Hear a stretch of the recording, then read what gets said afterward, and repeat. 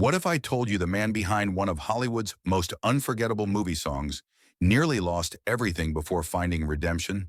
Today, we revisit the extraordinary journey of B.J. Thomas, a voice of velvet, a story of struggle, and a legacy that still echoes worldwide.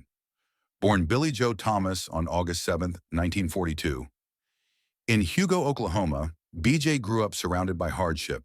His father wrestled with alcohol, and the young Thomas often escaped the chaos of home through the crackling sound of a car radio.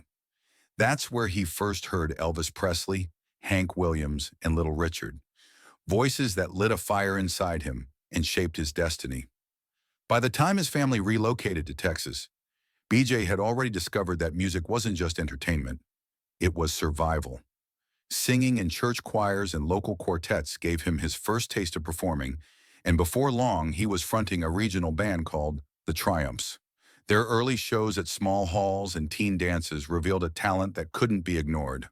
But Thomas's career truly took off when he recorded "I'm So Lonesome I Could Cry," a Hank Williams classic that became his breakthrough hit in 1966. The recording was more than a tribute, it was a lifeline.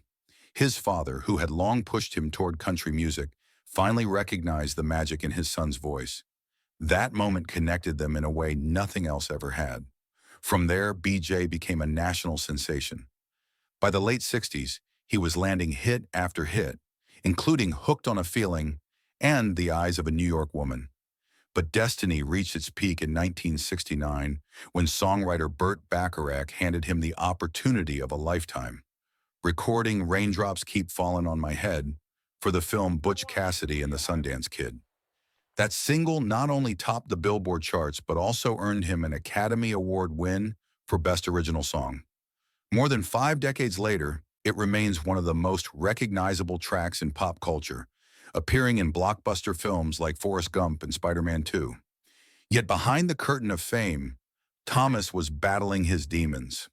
The pressures of success, coupled with unresolved childhood pain, led him into the grip of drug addiction. At his worst, he was consuming massive amounts of pills and cocaine, losing himself in a haze that threatened both his career and his marriage. The turning point came through his wife, Gloria, who embraced faith and became his strongest anchor. In 1976, BJ followed her path, committing his life to Christ and beginning the slow, painful process of recovery. This transformation not only saved his family but also gave his music a new purpose. He reinvented himself in gospel and country, scoring new hits like "Hey, Won't You Play," another Somebody Done Somebody Wrong song, and the Grammy-winning gospel album Home Where I Belong. His crossover success was rare, proof that his voice carried truth, whether in pop, country, or sacred music. Throughout the 80s and beyond, Thomas continued to adapt.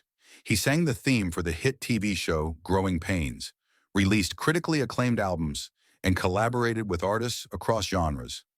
Even as trends shifted, he remained relevant, thanks to the sincerity and warmth of his delivery. In March 2021, Thomas revealed he had been diagnosed with stage 4 lung cancer. Just 2 months later, on May 29, 2021, the world said goodbye to one of its most versatile and enduring voices.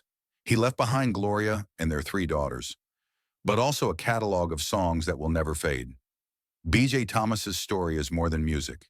It's about resilience, redemption, and the power of a voice that carried both heartbreak and hope. His journey reminds us that even through the darkest storms, the music can live on.